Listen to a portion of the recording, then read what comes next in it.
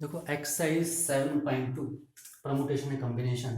देखो एक्सरसाइज 7.2 करने से पहले हम कर लेते हैं कि फैक्टोरियल नोटेशन होती है आपके पास। ठीक है, फैक्टोरियल नोटेशन, उसके बाद हम एक्सरसाइज करेंगे। ठीक है, देखो ये जो नोटेशन है एन, ठीक है, फैक्टोरियल, इसे हम बोलते हैं एन फैक्टोरियल। क्या बोलते हैं? N factorial. कई बुक्स में आपके पास ये नोटेशन ऐसे भी दी होती है, एन फैक्टोरियल। ठीक है, ये जो है रिप्रेजेंट करता है product of first n natural number, यानी कि 1 into 2 into 3 into up to so on into n-1 into n। ठीक है, product of n natural number. ठीक है, ये होता है एन फैक्टोरियल। ठीक है, देखो फैक्टोरियल नोटेशन है, इसे हम बोलते हैं एन फैक्टोरियल, इसे भी हम एन फैक्टोरियल बोलते हैं। अलग अलग बुक्स में अलग अलग नोटेशन दी हुई है आपके पास। ठीक है, और एन फैक्टोरियल की वैल्यू होती है 1 into 2 into 3 up to so on n-1 into n, यानी कि product of first n natural numbers. ठीक है, देखो 1 फैक्टोरियल की वैल्यू क्या होती है? 1 फैक्टोरियल होता है आपके पास 1। ठीक है, या तो फिर 1 को हम लिखते हैं 1 फैक्टोरियल। 1 into 2 है, 1 into 2, इसे हम लिखेंगे 2 फैक्टोरियल। अगर 1 into 2 into 3 तक किया तो इसे हम लिखेंगे 3 फैक्टोरियल। ठीक है, और अगर 1 into 2 into 3 into 4, ठीक है, तो इसे हम क्या लिख सकते हैं? 4 फैक्टोरियल लिख सकते हैं। ठीक है, और याद ध्यान रखना 0 फैक्टोरियल आता है तो 0 फैक्टोरियल की वैल्यू होती है 1। 0 फैक्टोरियल, ठीक है, the value of 0 factorial is 1। ठीक है, आ जाओ, जैसे कुछ है कि 5 फैक्टोरियल है, जैसे मान लो, तो हम 5 फैक्टोरियल को क्या लिख सकते हैं? 5 into 4 into 3 into 2 into 1, product 5 factorial means, ठीक है, 5 से लेके 1 तक का प्रोडक्ट। इसे हम और क्या लिख सकते हैं? 5 into 4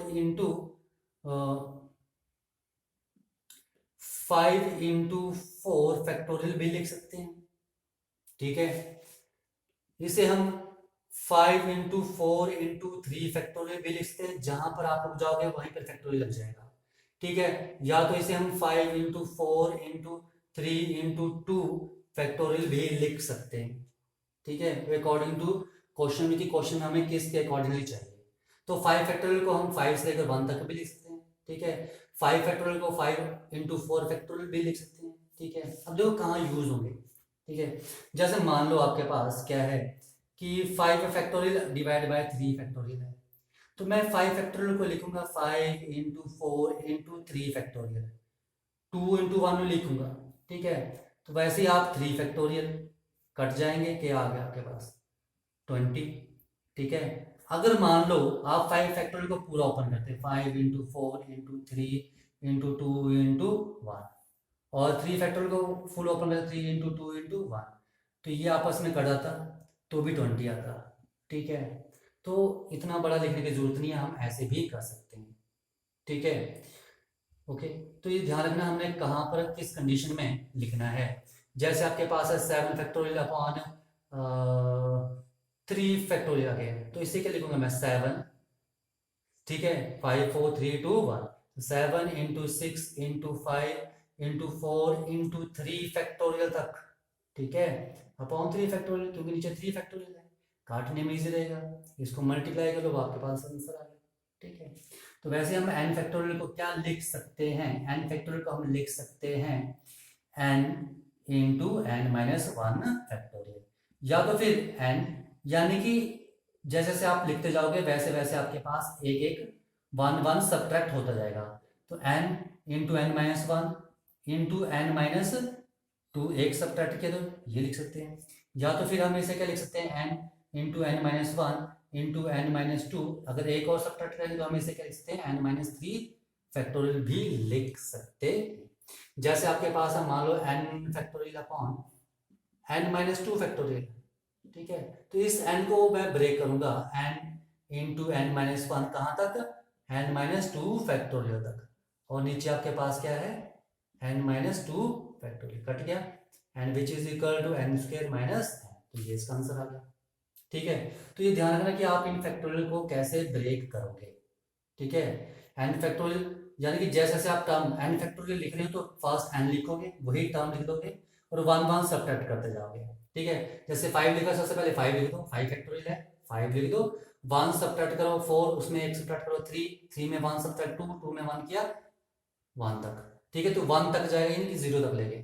ठीक है, 5 इंटू 4 इंटू 3 इंटू 2 इंटू 1। ठीक है, तो ये लिखा भी है n factorial is the product of first n natural numbers. ठीक है, तो अकॉर्डिंग सिचुएशन जहां तक आपको जरूरत होगी वहां तक आप इसको ब्रेक करोगे। ठीक है, ये था आपके पास जो सेकंड एक्सरसाइज है उसका बेसिक। ठीक है, आज जो सेकंड एक्सरसाइज के क्वेश्चन कर लेते हैं। ठीक है, कोई वो मुश्किल नहीं है, सिंपल है। ठीक है, अगर आपको ये चीज़ समझ में आ गई तो कोई प्रॉब्लम नहीं आएगी। ठीक है, ये फैक्टोरियल नोटेशन थी, ये पूरे चैप्टर में काम आएगी आपको। देखो, जो सेकंड एक्सरसाइज आपके पास एक्सरसाइज 7.2 फर्स्ट क्वेश्चन है आपके पास कि इवैल्यूएट करना है आपने। इवैल्यूएट फर्स्ट पार्ट है आपके पास 8 फैक्टोरियल एंड सेकंड पार्ट है 4 फैक्टोरियल माइनस 3 फैक्टोरियल।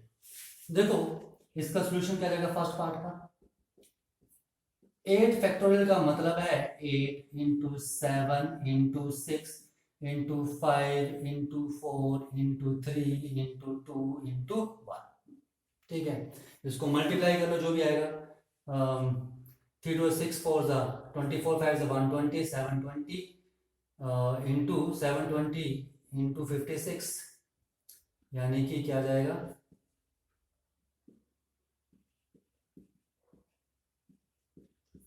2304 यानी कि 40320। ठीक है, मल्टीप्लाई चेक करना एक बार आप। ठीक है, जो भी ठीक है आएगा। देखो second part 4 factorial minus 3 factorial, देखो करने का अलग तरीके। इसे हम लिख सकते हैं 4 into 3 into 2 into 1 minus 3 into 2 into 1 and which is equal to 24 minus 6 and which is equal to 18। ठीक है, इसे हम और कैसे कर सकते हैं। देखो 4 फैक्टोरियल माइनस 3 फैक्टोरियल, इसे मैं 4 इंटू 3 फैक्टोरियल लिख सकता हूँ माइनस 3 फैक्टोरियल। 3 फैक्टोरियल कॉमन है तो क्या जाएगा 4 माइनस 1 एंड 3 फैक्टोरियल की value 3 into 2 into 1 and 4 minus 1 is 3। कितना आ गया 3 9 2 ज़ा 18, सेम आंसर आ रहा है। ठीक है, तो ये ध्यान रखना, आप क्वेश्चन ऐसे भी कर सकते हो। ओके, देखो सेकंड क्वेश्चन है, पूछा है इज 3 फैक्टोरियल प्लस 4 फैक्टोरियल जो है वो 7 फैक्टोरियल होता है कि नहीं होता है। ठीक है, तो ये वैल्यू पूछी तो उसको चेक कर लो इसमें क्या है। तो देखो 3 factorial plus left hand side ले रहा हूं, ठीक है, प्लस 4 फैक्टोरियल की वैल्यू क्या आएगी 3 factorial plus 4 into 3 factorial common लेके कर रहा हूं, आप जैसे मर्जी करो। क्या जाएगा 1 plus 4, 3 factorial value 3 into 2 into 1 and 5 कितना आ गया 30 and 7 factorial is equal to क्या आएगा 7 into 6 into 5 into 4 into 3 into 2 into 1। ठीक है, तो ये तो यहीं लग रहा पता कि बराबर नहीं आ रहे हैं। ठीक है, क्या आ गया 6 24 120 एंड 120 720 एंड 5040। ठीक है, तो ये 5040 है, ये 30 आ रहा है, तो ये इक्वल नहीं होंगे।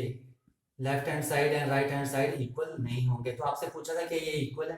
ठीक है, तो इक्वल नहीं होंगे। ओके, आ जाओ थर्ड क्वेश्चन। देखो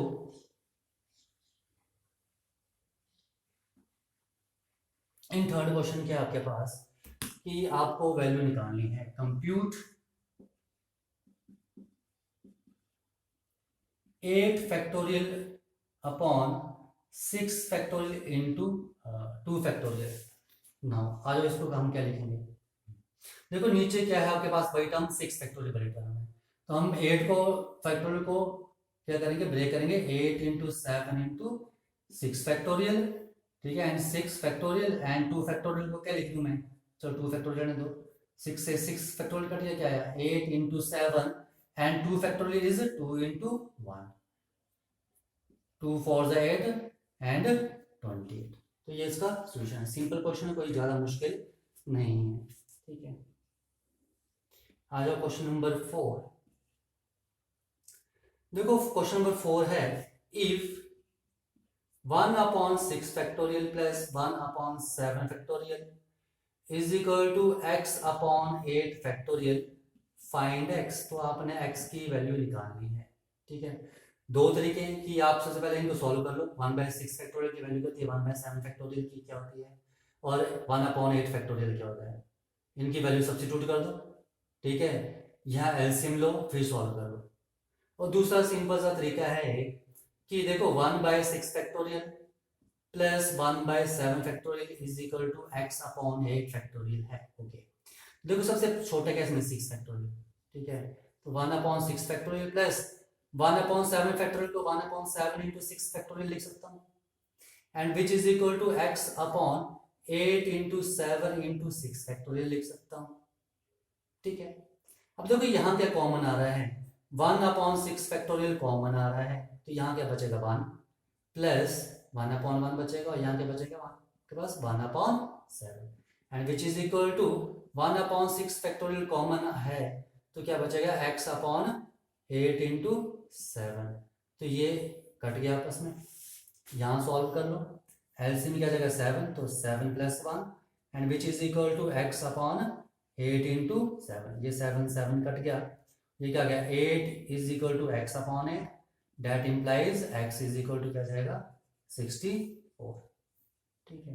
तो ये इसका आंसर आ गया, ठीक है, ये सिंपल क्वेश्चन था। आज वो एक्सरसाइज का लास्ट क्वेश्चन है, क्वेश्चन नंबर 5, ठीक है।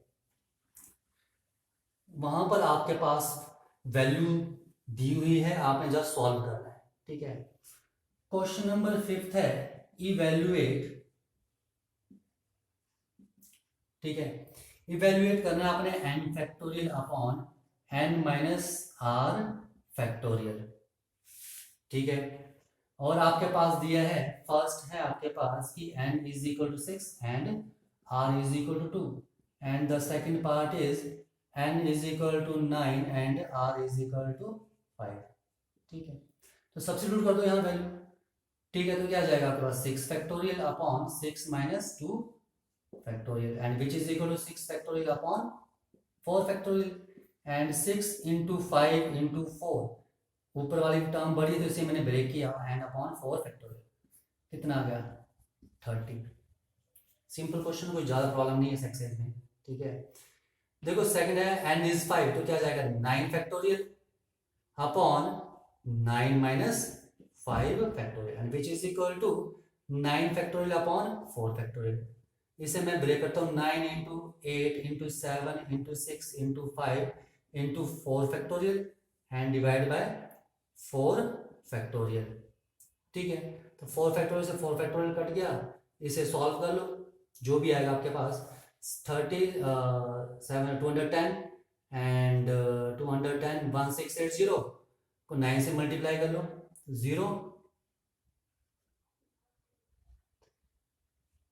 15120 कर लेना मल्टीप्लाई, जो भी आ रहा है, 6 5 30, 37 210 एंड 210 को 8 से मल्टीप्लाई किया तो 0, 8 16 को 9 से मल्टीप्लाई किया 0